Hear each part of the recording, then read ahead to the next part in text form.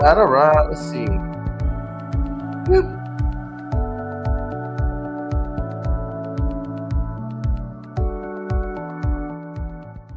All right. All right. What's going on? Let's see. We see markets to figure out which way they're going sooner than later. We need space. Yeah, I mean they are. Um, they're unwinding a bunch of chaos. Stuff takes time. Um, there's just certain things that have to happen when a market crashes for it to recover. You have a lot of little steps. One little step is you have to wait for the end of the cascade of liquidations. Then you have to have people come in, market makers, liquidity providers. They have to come in and start arbitraging all those big, I guess, disparities, dislocations in all the different, if it's an exchange, order books, if it's currency pairs, all that kind of stuff.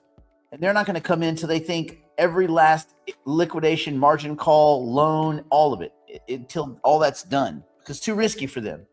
Then once they've done all their arbitrage, they're going to sell because they have to sell and get back to a neutral position. They have to sell their long position. So these things take 10 days.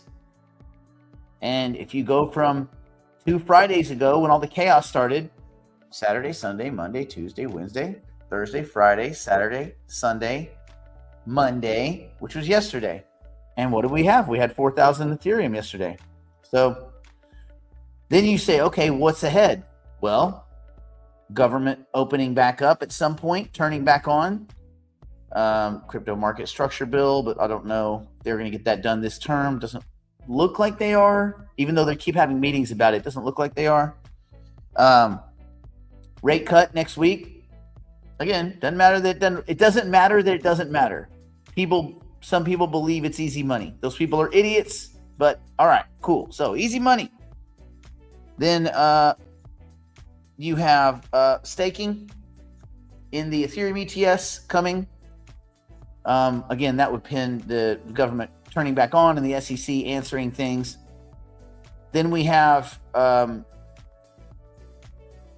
in-kind redemptions coming to Bitcoin and Ethereum ETFs. That's a big deal. That's going to make a much smoother flow back and forth. Also, for people selling, there's a lot of people that instead of just selling Bitcoin, they might opt, like a lot of these Bitcoin whales that sell tons of Bitcoin, I'm not really sure what they're doing. You can just hold the asset and sell calls against it indefinitely. Like, I'm really not sure what they're doing. And I guess maybe you just go, who cares? There's no difference. Like, just seems like throwing money away to me. But whatever. I guess I'm old school and I hate throwing money away. Let's see. Oh, Lesnar versus Karelin. And it's in their prime? Because if he arm dragged him and got him up over his head and slammed him, he would, Lesnar would be broken. He'd just be a broken man. And also remember, Karelin wasn't all juiced up. Imagine seeing a Karelin all juiced on steroids. Imagine what that guy would have looked like. Scariest guy ever. And then we had that old Omaha, was it the guy from Omaha or something like that? That Omaha redneck Karelin could never get him in trouble. And he beat him in the Olympics. But that was also Karelin's 4th Olympics, right? Yeah. So it's like, what was that guy's name? It's a super hayseed rednecky name. Something, but a weird name. Anyway, Rulon Gardner. That's right, Rulon. Who names their kid Rulon? Yeah, things are going up. Do we see return to all-time highs? Well, we sure could.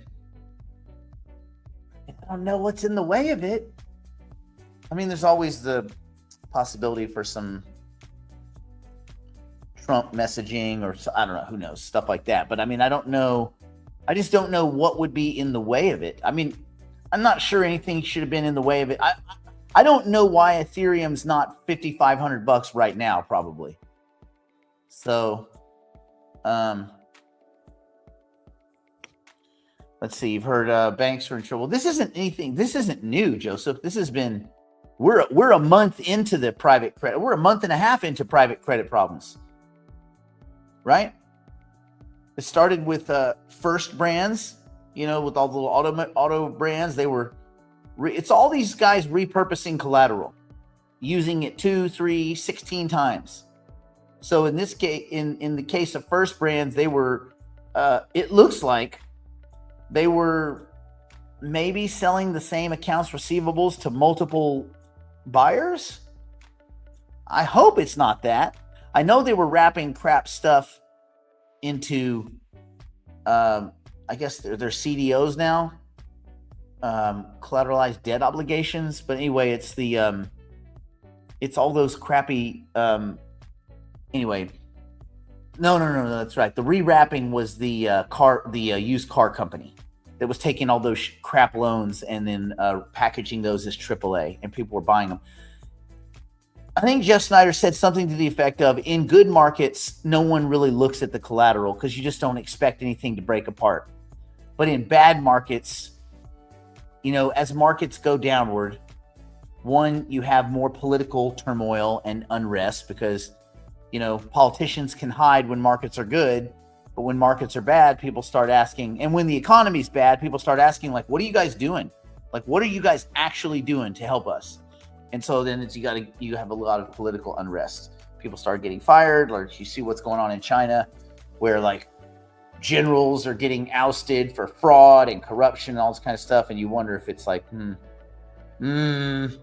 seems a little timely, seems a little perfectly timed. But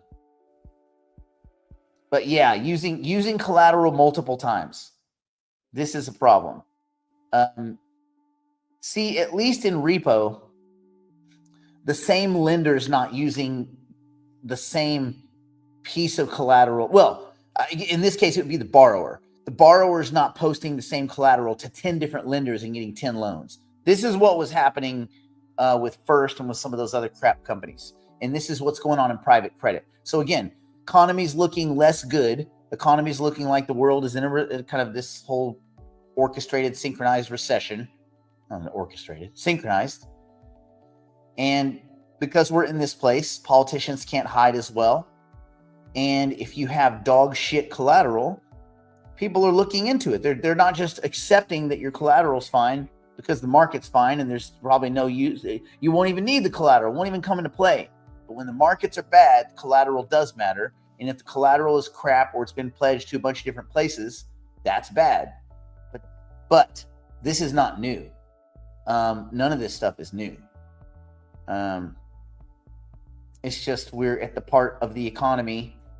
We're at the kind of, as Hal alluded to, and Jeff Snyder mentioned the beverage curve, not beverages like drinks, but we're at the flat part of the beverage curve where job shedding becomes a thing. Companies start getting rid of people. I have a buddy who is in advertising, and they started negotiating his exit because he was the highest bonuser at their company for several years in a row. So I think they realized they can't, like, if they keep him a couple more years, they're bankrupt. They may be bankrupt anyway. Anyway, they're negotiating his exit package right now, which is going to be like 3 months of money and stuff like that. But like, this is happening. So in those kinds and then when the situations are like this, you do start looking at people's collateral and say, wait, is this real or is this dog shit? So if the collateral's crap, the collateral's crap. So yeah. Okay. How do they get away with using the same collateral for multiple loans? I think so. I'm not sure. I mean, you'd think there'd be some. This would be another good reason for like a big giant crypto NFT database, a collateral database where if it's been repledged, the nature of it. Because like in repo, if I borrow, I can relend that collateral I think I can make some money over here. I might borrow it from this guy, lend it over here, and collect some spread, or bounce it around a bunch of banks to meet stress tests, or like whatever reason I wanted that. I want those treasuries because that's normally the collateral in repo. There's other collateral too, but that's the most safe, pristine, credit risk-free collateral, or whatever, the risk-free, which nothing's risk-free, as you know, because you can always print more dollars. So, but anyway, at least in repo, one piece of collateral is not lent to 10 people by one person. It's lent to one person. Person B takes it, lends it to C, C lends it to D, D lends it to E, and down you go down the daisy chain. Now, sure, there's one piece of collateral representing a bunch of obligations, but everybody has a financial obligation on the other side of each of those pieces of collateral. This would be what's going on in this business, and that's why they're saying it's probably fraud, is because now you have one lender. The best way to think about it is one borrower using collateral and taking out loans against 10 different people using the same piece of collateral to all 10. That's bad. That is bad. Okay. One economist I heard said, "Oh, but that's your problem, Bitcoin. You listen to an economist. They don't understand inflation because they were educated without the tools to understand inflation. You know this, right? That's why classical economists are generally so bad at actually judging the economy and the state of the economy and business cycles. One, they don't understand finance. You guys, everybody here knows there's a difference between finance and economics, right? And econ, right? Those are two different animals, right? Economics and economists use a variety of tools based on the way they were trained or what school of economics they were brought up in. And those are tools, econometric models and tools for reducing the noise in an economic system based on scarce resources and trying to reduce all of that down to simple explanations for the path that we're going in, the reasons we are where we are, and then some tools to exit. And none of that shit works. None of it.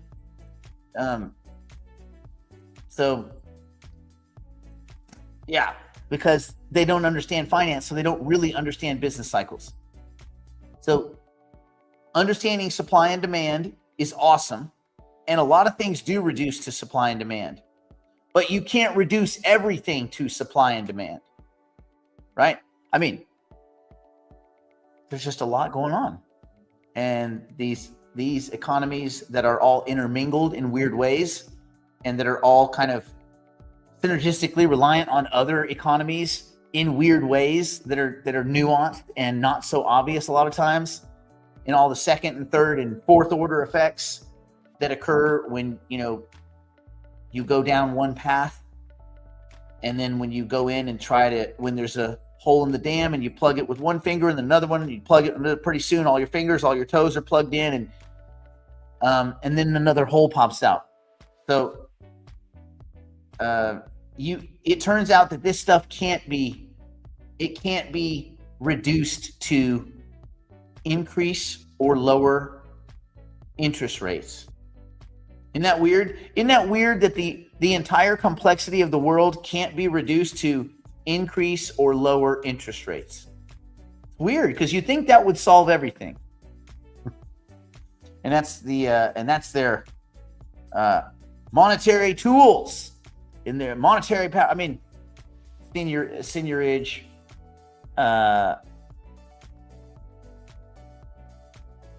QE, kinda. But QE doesn't really count, because the kind of QE that occurs with the Fed, and this is when I read those articles, it drives me insane. They're like, oh, but the Fed's going to print all this money with QE. No money. There's never any money. That's not how QE works. That's never how it's worked. It's bond buying by the institution using bank reserves to facilitate the bond buying. They don't give banks cash. the banks are forced to let go of their quality collateral, which they otherwise would be using and lending into repo and making money. But no, the Federal Reserve takes that quality collateral, and they usually take the best stuff, the short-term on-the-run stuff. So they take the quality collateral and give them bank reserves. Banks can't monetize bank reserves. So the idea is like, okay, now you'll go out and lend. It will spur economic growth, get those animal spirits going.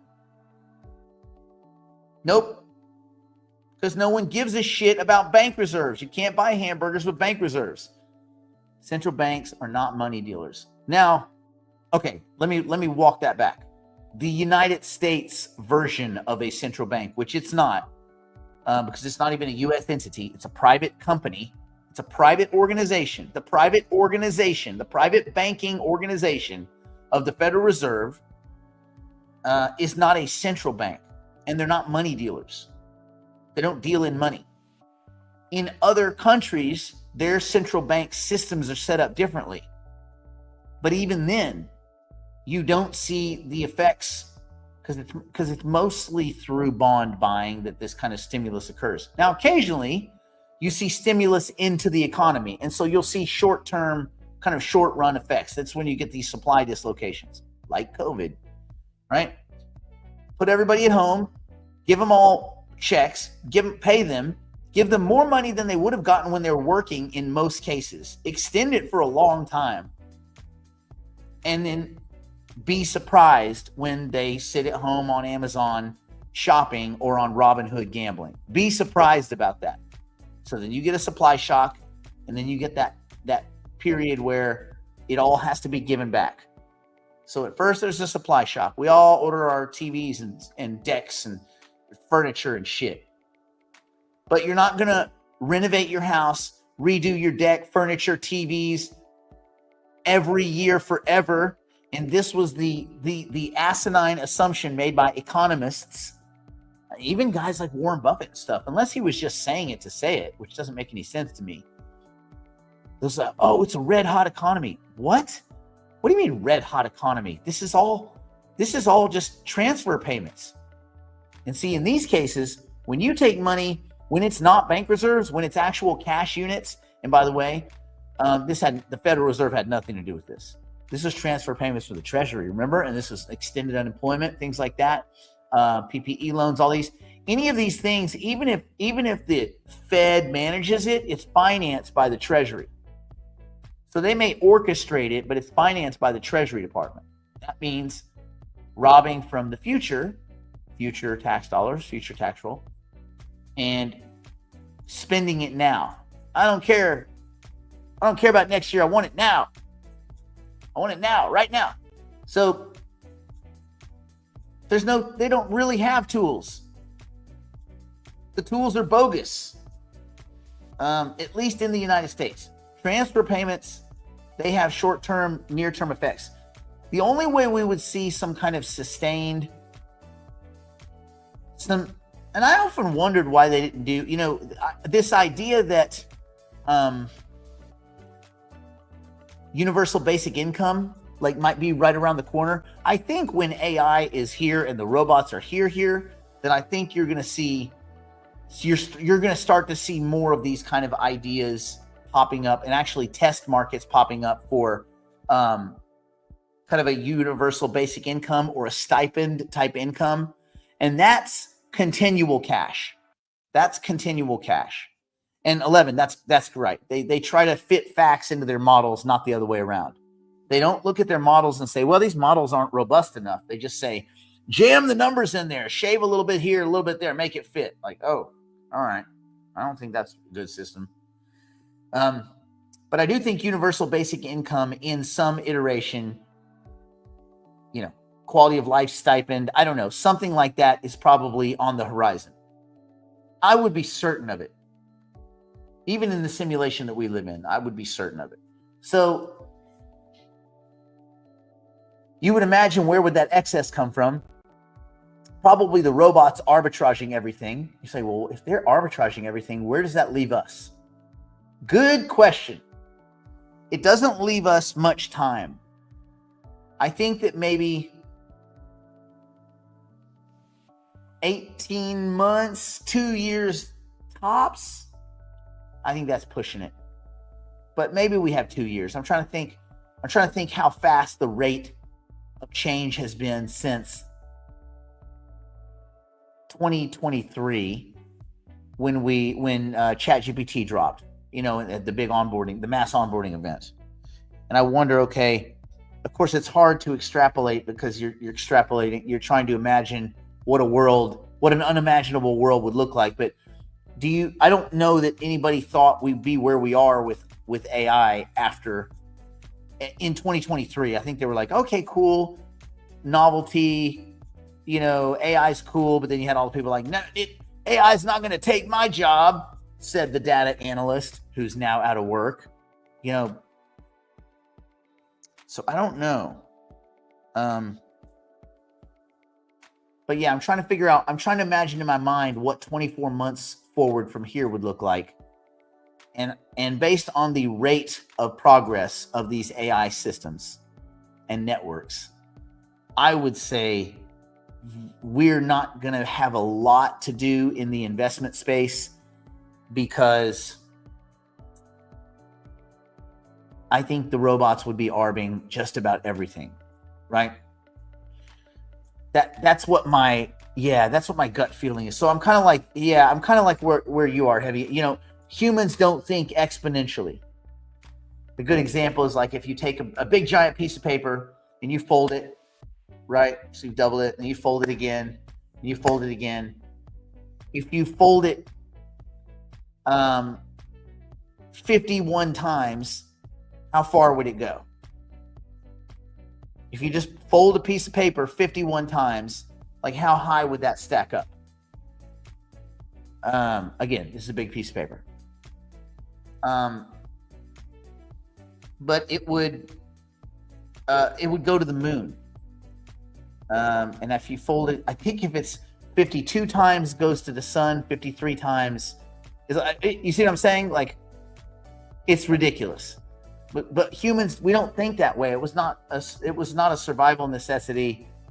It didn't give us any kind of evolutionary benefit to think in those terms when we were going from branch to branch in the trees, trying to not be eaten by all the crap that was on the ground that wanted to kill us. Until the Great Path of Aridity, split most of Africa apart, and hominids were forced to come down. And yeah. Anyway, not to digress back to, our ancient roots, but thinking logarithmically wasn't a survival benefit. Now, it might be, or at least being able to open your mind to absorbing what a computer tells you is a logarithmic likelihood, I would say. Okay, AI, we're in an arms race. The genie isn't. Yeah, that's it. It's a race now. It's a race to AGI. I just don't think it makes for a sustainable world. Well, it's happening anyway, Mark. We won't know what's real and what's not. Yeah, but maybe we won't care. Like, maybe we'll have it so good, this period of like benevolence and abundance that these machines could create could be so good that maybe it just won't matter.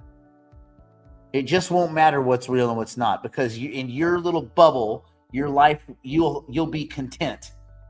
Maybe. I said that 18 months ago. No, I don't think I said that 18 months ago, Barry. We were only 18 months ago would have been 6 months into. Oh, and by the way, Barry, if we're being wordsmiths, and I would say 90% of trading is done algorithmically. You know that, right, Barry? Of course you do, because you're a numbers guy. You know all the real numbers. 90%. The 10% that is left, like actual retail traders, are normally the profit margin that quant funds count on. So for all intents and purposes, trading is already done algorithmically. There's just a few people left that find some little niche markets that they can trade. And when crypto's more liquid, it'll happen there too. So, yeah, there you go. Let's see. Universal income does not reflect a person's talent and work. Well, Denny, not necessarily true. There could be, we don't know what a universal basic income structure might look like. What if your talent, your education, your pursuit of continuing education, what if all of that factored into your income, and you were incentivized to make progress, to make intellectual progress? You don't know. We don't know what the system will be. Let's see. Fiat currency would be incompatible. No, not necessarily. I mean, I like where your head's at, but I don't think that's necessarily true. I mean, stable coins probably work quite well in an AI world. So I don't know that that's accurate. Although you might have stable coins issued by, interesting, stable coins issued some kind of weird AI algorithmically backed, even though algo stable coins don't work if you have a big enough attacker, but if you have a big enough pool, if you have big enough currency pairs, then if your currency pairs are 100 gazillion and someone comes to attack you with 1 billion, there's nothing they can do. So you might be able to create liquidity pools so vast that they're unbreakable because they're so vast. As long as we get past the idea that there needs to be anything behind it. But I guess you could start ascribing a forward-looking value to the Earth and Earth's production and the accompanying star system and its production. And you could say we have a quantum and computronium-backed algorithmic AI stablecoin that has 100 quadrillion units, and that would probably suffice for a while. And that could just be a stablecoin. So we don't know. We don't know the nature of these things because we don't know what people are willing to do commerce in. What would be the reason Zcash has skyrocketed the last month? I don't know. These privacy coins, they have these weird runs. And the Zcash one is very weird because no one's really paid attention to Zcash in a while. I haven't really been following it. I was following Monero because Monero was so stupid. It was getting attacked and people were buying it while it was being 51% attacked. People were buying it. And you're like, how stupid are people? Like, oh yeah, this is awesome. Like, do you even know what's going on? No, but I want more of it. Why? I think people thought they could double spend it. That's how stupid I think people are. I hope they're not that stupid, but that's what I think. Because if you heard that Bitcoin was having a double spend attack, a 51% attack, it wouldn't be called a double spend attack, a 51% attack, where the network was being perverted and they were taking orphaning whole lines of the chain and had recreated their own chain. Wouldn't you be less likely to hold Bitcoin if you knew it was successfully being attacked and that the blockchain was being rewritten? You'd be uncomfortable holding that thing. That shit would crash. Not Monero. Monero was going up during the attacks. So stupid. So anyway, people are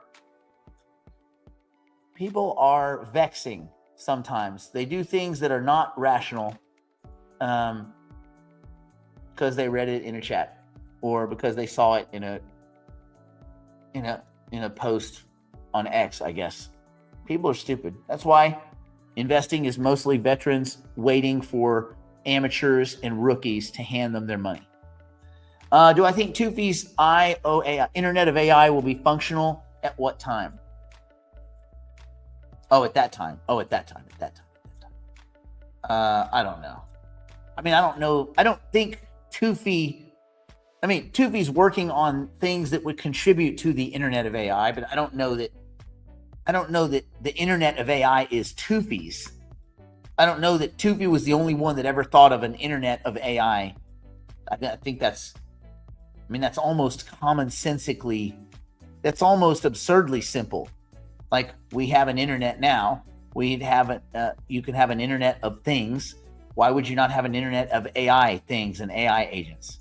It seems kind of common sense to me. I don't know why that doesn't seem groundbreaking or shocking or unique. And so I think that's just like a normal progression of where we're at. But I don't know when. I don't know if anybody knows when. I don't even know if you know when until you've already passed that point. You're like, the internet's dominated by AI agents. It's now an internet of AI, and they're just talking to themselves. They've created their own network. Okay, well, that's it then. We got there. Let's see. We have to beat China in the AI arms race. Their behavior is very concerning. Undoubtedly, we'll use it for hegemonic control. Well, there's a lot in that statement. Everybody wants to beat everybody. I mean, if you were Chinese, you'd be like, we got to beat the West. They're gonna destroy our socialist values. And if you were in Iran, you might have a different story. And if you were in North Korea, you might have a different story. And everybody's perspective is likely to be different. And everybody's right. Like, the Chinese are right based on Chinese beliefs and views, and we are right based on our beliefs and views, and the Iranians and the North Koreans are right based on their views and beliefs. Everybody's right. So I don't know how it's all going to play out. China does some very innovative stuff, but they have a lot of problems right now. They have a lot of economic turmoil that they're dealing with. And I think that it's less clear that they're going to have a huge tactical advantage. But again, all this stuff, all these papers are coming out all at the same time. Almost all this stuff's being published. So I don't know that anybody has a huge advantage over anybody else. But I know that compute space, I know that data availability, data space, data center availability is a big deal. So yeah. Jesus Christ, dude. That's why Bitcoin, buddy, when I said it's a thought experiment, you actually just proved my thought experiment. You just proved that you can't do a thought experiment. You failed at a thought experiment. Come on, man. That was the whole point. You just proved my point. See? You see why humans are not good at logarithmic thought? Bitcoin can't get past 8. How about this? You cut it in half and double it. And then you cut it in half and double it. And then you cut it in half. Would that work, Bitcoin? Or is your mind not allow you to go past? There's 8. That's it? 8. No, 8. You can only double something 8 times. And then my brain shuts off and I go back to my technical analysis and go listen to jackasses on X that have never invested $1 tell me how to invest my money that I'm not going to invest because I listen to so many inputs and outputs that I can't make a rational decision. I'm not saying that's what's going on in your mind. Those would obviously be subconscious thoughts. You wouldn't actually be voicing those. Let's see. Social experiment where workers were getting paid a lot of money to dig holes and cover them back up again. There has to be a resultant value created from our labor. I'm not sure that's true.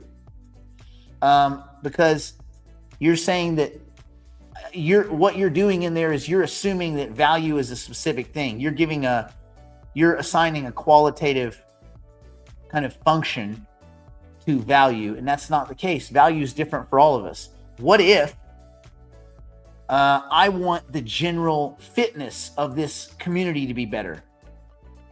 And the hole digging has nothing to do with what I want. My value unit is their overall health. Does that make sense? Their overall health. I want them digging the holes and filling them in because I want their overall health to increase and I want them to feel like they're accomplishing something. So their well-being, that might be my value creation. You know what I'm saying? So I think we all need to be open our minds a little bit to the idea that things that people share different perspectives. Yeah. There was an interesting guy, this guy who was a CIA, he was like a CIA analyst. And he was talking about perspective, and he's like, that's one of the hardest things to do as you know, well, in the CIA, they teach you that you can't perceive a thing the way someone else did. Your perceptions are personal, but you can imagine someone else's perspective. So it was this idea of perception versus perspective. And so whenever you're talking to somebody, you're trying to get information out of them, you can't try to understand their perception of an event, but their perspective, they can inform you of their perspective, and then you can kind of walk in their shoes a little bit. I thought that was a pretty interesting kind of a thing to consider. Perspective and perception, how one of them is unobtainable, and the other one is maybe somewhat obtainable until the robots take over. It's called universal because it's unconditional. I don't know. Universal basic income is a government program that provides, well, again, this is a version of universal basic income, but yes, a government program, and it wouldn't have to be a government program. I mean, there's even, what is it? Sam Altman's company, WorldCoin or whatever, they're trying to create a universal income, a basic income, and they're not a government program. So that already would kind of dismantle this, but it's a government program that provides regular unconditional cash payments to every individual, regardless of their income or employment status. Again, I think many of us here, no name calling, many of us here seem to have a problem. This is the perspective perception problem that we just talked about. I think you guys are maybe not being open enough to see different perspectives, and that there's different versions of things, that just the thing that you Google doesn't make that the thing, right? Like, oh, I Googled this, therefore that's it. No.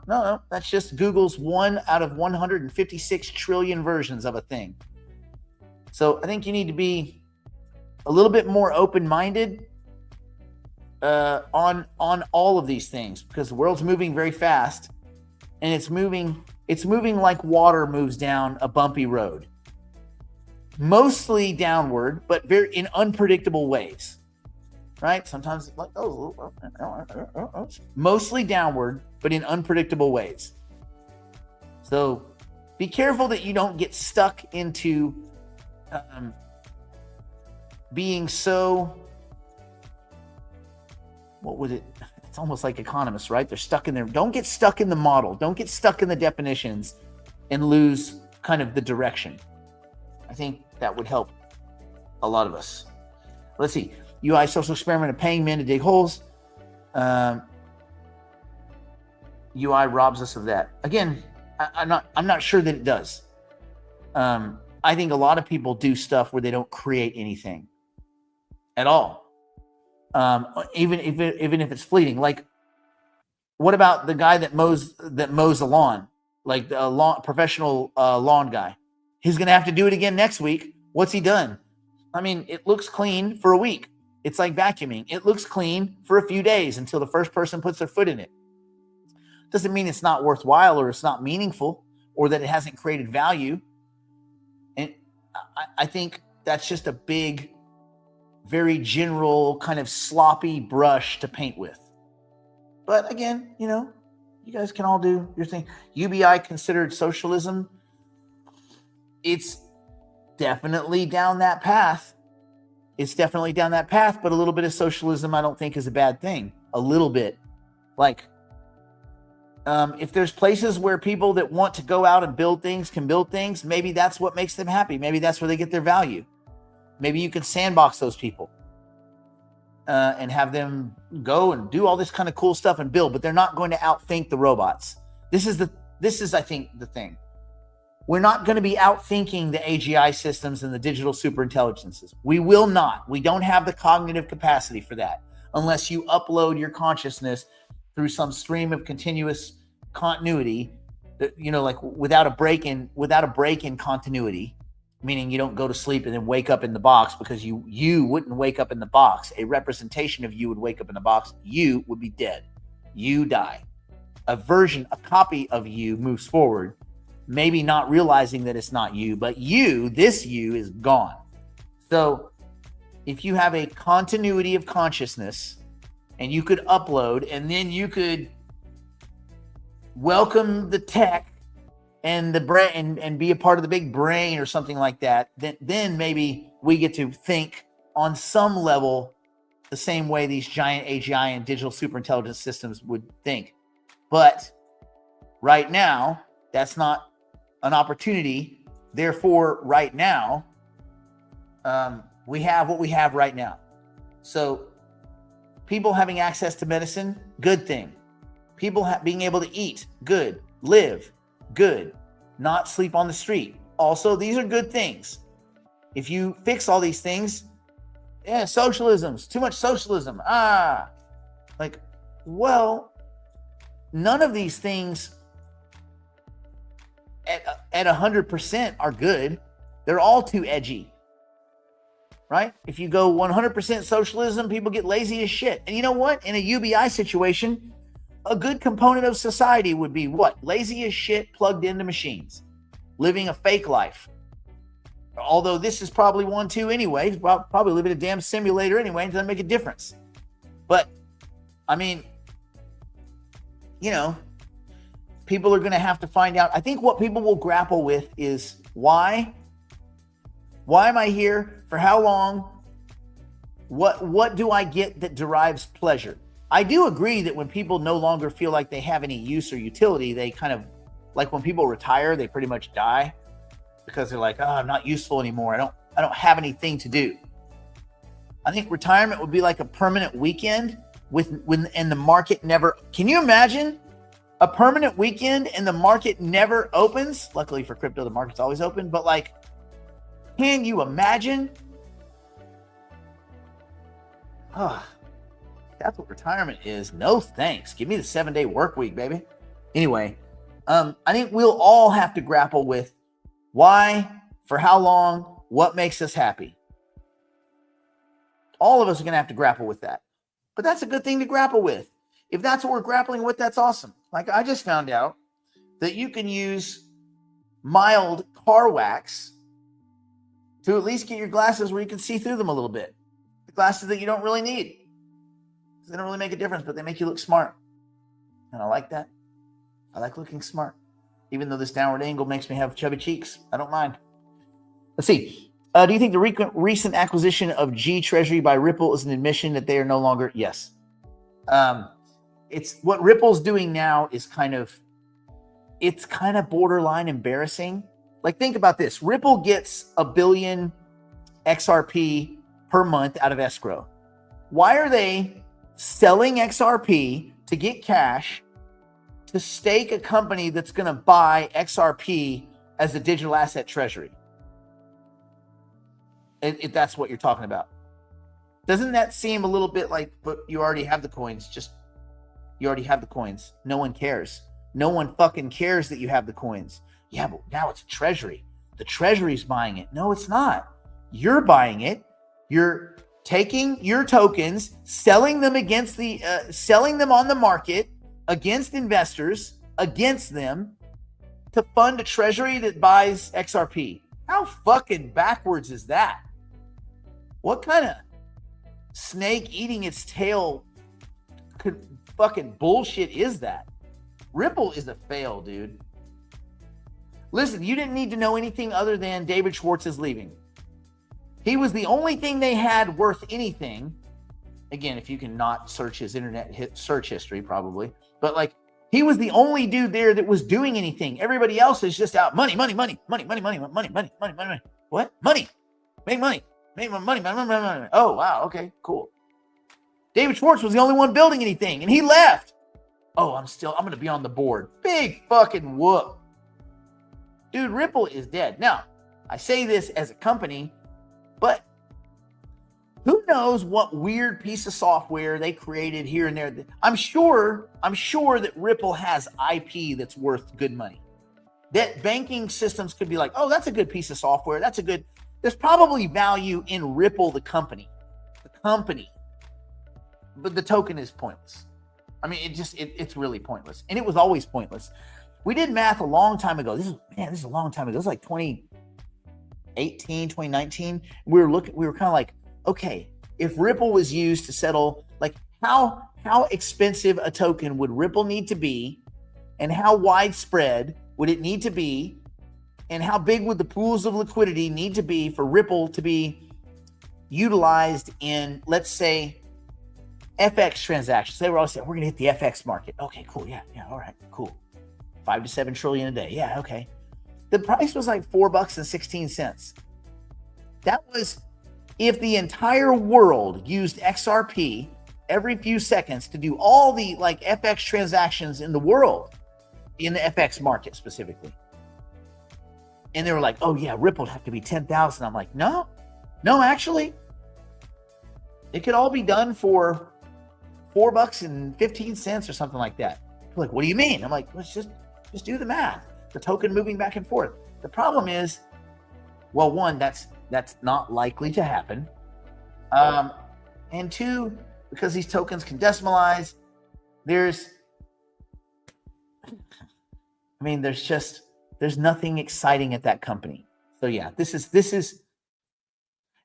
just throwing shit against the wall at this point. So again, Ripple, the company, probably worth some money. XRP, the currency, should be a nickel. It should be 5 cents. Most of these projects should be between 0 and 5 cents. There's just no, and here's how you know, if the token works as good as it does, and there's 100 billion of them, and it's super fast, I don't need to hold that many of them, do I? I can just keep a few of them and do my transactions, right? And if it works so fast and it's so elegant, well, even if I only have $10, if I have to do a $1 million transaction, can't I just bang it back and forth a bunch of times and my $10 do $1 million transaction? If the token's as good as you say it is, I should be able to do that. That's your proposition to the world. Therefore, the token doesn't need to be but a few cents. It just needs to have some like kind of minimal value. Yeah, I think Ripple in the crypto space is dead. I think, but there's probably some good IP somewhere. Maybe, hopefully, I'm sure they're looking to monetize that stuff any way they can. The definition states that critics raise concerns about cost and potential for disincentivizing works. Disincentivizing, yeah, but I mean, I think that's obvious. I think if you guys think through these things, they become obvious, right? Yes, if I'm given a check, it's like when you get rich, you wake up in the morning a little bit less enthusiastic. Do you think any of these people at Congress care? These people all got rich. Sure, it's dirty. It's insider trading and envelopes full of money from lobbyists and guaranteed jobs and bullshit like that. Do you think if they were actually working for their income, if all they had was their actual income, you think they'd be happy about the government shutdown dragging into a fourth week? That thing will be over in 4 hours because their money would be on the line, their rent, their car payment, but it's not. So these Democrats that are like, no, we're not doing until this is solved. I don't care how many weeks I have to go without pay. Yeah, because you're going to get back pay and you already have under the table pay and insider trading pay and fucking lobby envelope pay, fuckers. These guys are so sketch.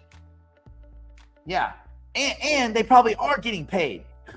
Yeah, like 11 said, they probably are getting paid.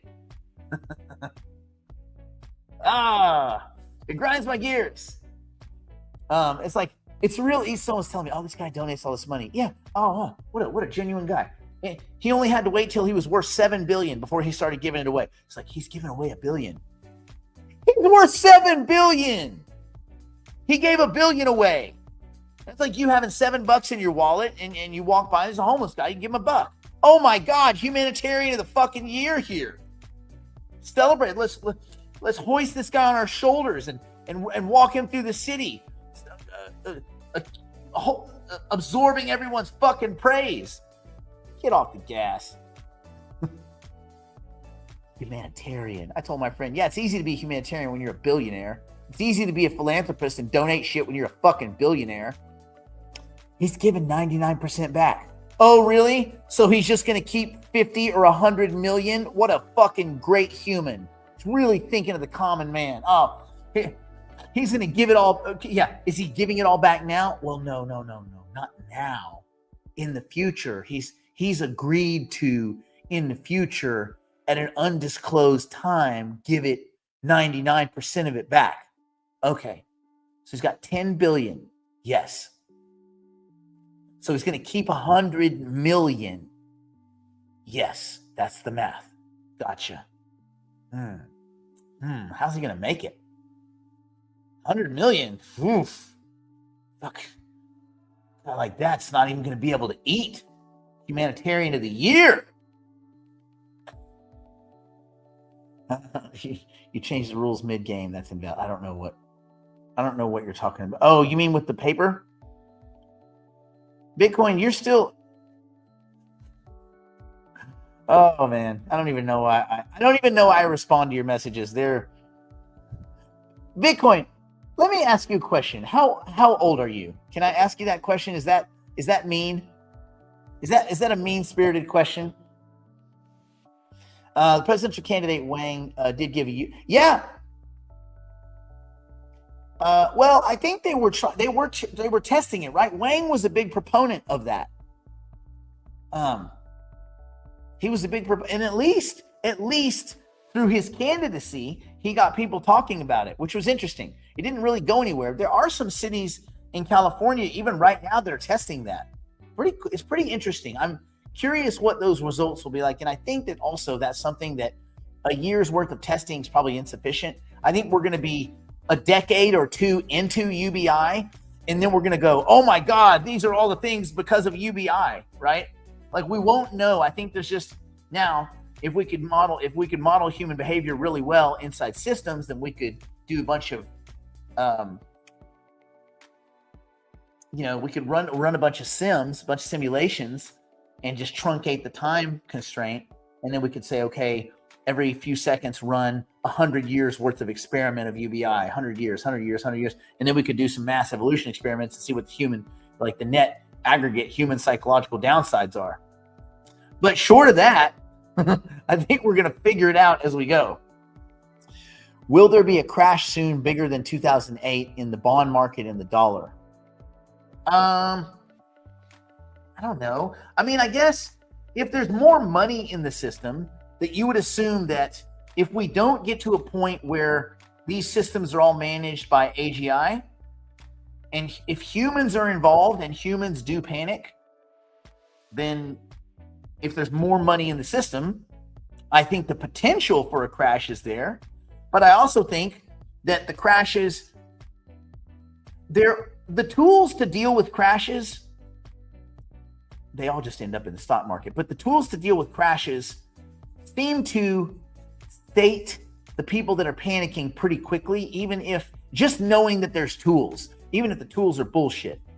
So kind of the psychological component is, I think what you had in 2008 was, one, you had huge collateral problems, but you also had a bunch of people that didn't believe a big crash like that was possible.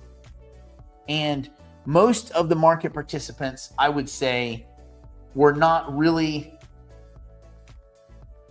I don't know if they were open to the idea of a Black Monday type situation from like the late 80s, right? Like, I just don't know that they were, you're talking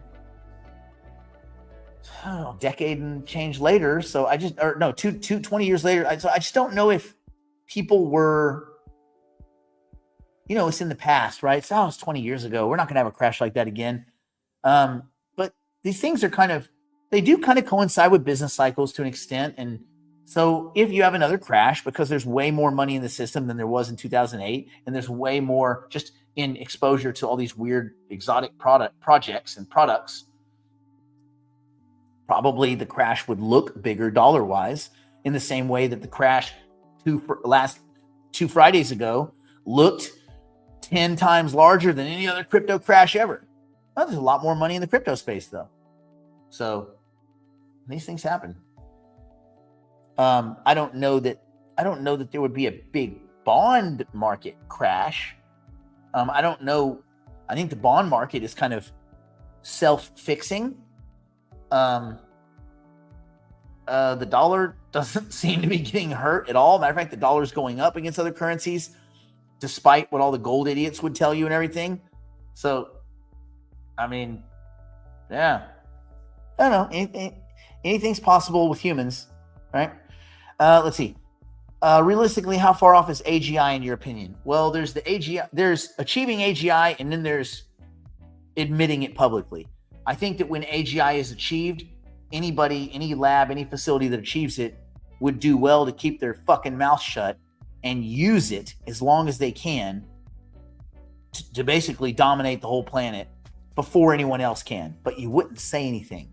It would just be like a line that had been crossed in the past. You'd be like, damn it, they had AGI a year ago. Oh, that's why they won at everything. And if I had to put my money on somebody, it would be OpenAI. I mean, you notice the ramp up, the cycle, the ramp up in what they're doing right now and how fast they're grabbing data and chip and doing deals with chip makers and all this. Doesn't it seem like they're making a lot of good decisions in quick succession? You think it's because of their, the 6 PhD, the Ivy League grads that are sitting in the office? Fuck no. So my guess is they already have it. No one wants to say this, but they probably already have it. And they have it in a very secure, small room with padded walls and goo in the walls. Like I don't know. It just feels like they've already hit it. But my thing would probably be pretty dang soon. As far as publicly speaking, pretty soon. Good use of socialism was FDR set up the TVA and put men back to work, creating something. What was it? The TVA was it the time value, the time variance authority in Marvel. The time variance authority. You'd mean a different TVA. Restored manhood of men who were unemployed as a result of a bad economy. Yeah, that kind of stuff's cool. But it can't be good. It can only be good for a short time. Now we have stimmy checks for nothing. Yeah, I think yes, but again, people are gonna have to grapple with all that. That's coming. Let's see. It's possible we wonder about life, and we want to make us happy. And the definite. Yeah, I don't think. Well, I don't know. I think less about religion and just more about purpose. Remember, religion is for a few people. It's for groups of people. If you need religion, great. Religion is there for you if that's something you need in your life. If you don't need that, meaning you can grapple with the reasons for why you're here and what your goals and aims are and what makes you happy and what makes you sad and all that without thinking that there's a superior authority that's really responsible for everything, or a lot of it. You may not need that. You just may not need it. Some people do need it. Some people are very faith-based, and those people I want to sell stuff to because they're easy. They buy stuff. They buy stuff they shouldn't. Religion is for those who need it, but I think grappling with the reason of why transcends religion. It's not because this dude did that or that entity did that. Why are you here? What do you want to achieve? What makes you happy? I think those things people are going to have to grapple with. Oh no, I wouldn't cuss as much as if I was AI, Johnny. Let's see. Okay. Tennessee Valley Authority. Oh man, the Time Variance Authority was cooler though, where you would go kill your variants if they were creating weird timelines. That was badass. That's when Loki became Loki. It was awesome. He became probably the coolest of all the Marvel characters because he keeps time together. Oh yeah, Janet Yellen. Yeah, we'll never have another recession. Okay, shut up, bitch. Janet Yellen's so stupid. I don't know. They fall in love with these tools, don't they? These economists, they do fall in love with their tools. Regardless of the outcomes, the facts, the evidence, the city burning, regardless of all that. Just fucking Nero playing the fiddle while the fucking Rome burns. 616, baby. Caesar Nero. Which, by the way, is where 666 came from. It was kind of bad math, but like 666, the mark of the devil, that's not actually the number. It was 616, stands for Caesar Nero. And the reason you see paintings of the devil with a fiddle and all that kind of shit is because it was Caesar Nero was thought to be like the worst. He just thought he was the worst. And they thought that the end of Rome was essentially the end of their world, not the end of the world. Anyway, there you go. Little march down history. All right. Well, nothing super exciting. Markets haven't crashed yet. Bitcoin is at 113. We'll take it. Ethereum is almost 4,100. We'll also take it. Man, it's nice to have a green day. It's nice to have a green day on the back of a decent green day yesterday. Look at old Store J up 21% after what could be considered a bad everything else. So there you go. That thing's still fighting to stay alive. All right. Anyway, stay in school. Don't do drugs. Don't do anything my porn solvent drunk, snorting a meth. Grandmother or Brandon wouldn't do, which is very little. I guess he's in Mexico in Puerto Vallarta, enjoying that good life. And that good. I think it's only going to be, 82 degrees here? Oh, it's going to be chilly today. And on that note, we bid you a fond adieu. Adieu.